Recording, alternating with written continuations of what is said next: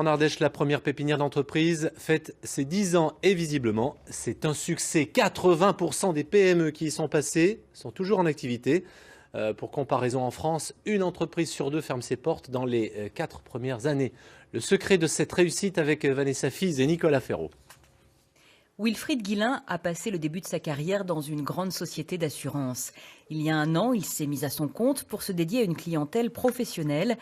La pépinière L'Espeliou, ça a été une découverte pour lui et un outil rassurant. Ce qui peut préoccuper quand on crée une entreprise ou un cabinet, je pense, c'est de ne pas tout maîtriser. C'est à tous les éléments qui nous environnent, au niveau réglementation, au niveau que ce soit fiscal, tout ça. C'est-à-dire qu'aujourd'hui, quand on ne sait pas, on peut se faire surprendre et du coup, ça ne nous met pas tranquille.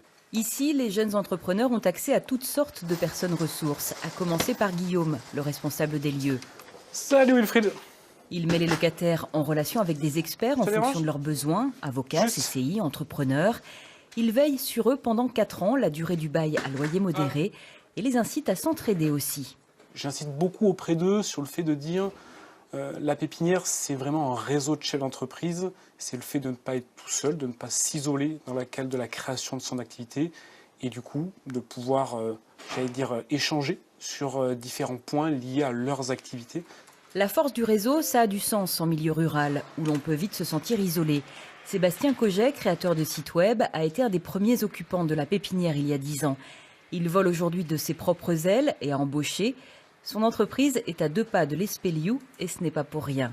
Là, nous, on a eu la chance de trouver à la fois des clients, mais également des fournisseurs, des partenaires, des prestataires avec qui on travaille encore aujourd'hui, des entreprises qui avaient, comme nous, le souhait de lancer quelque chose. Le pays de l'Ardèche méridionale qui gère la pépinière recrute régulièrement de nouveaux entrepreneurs.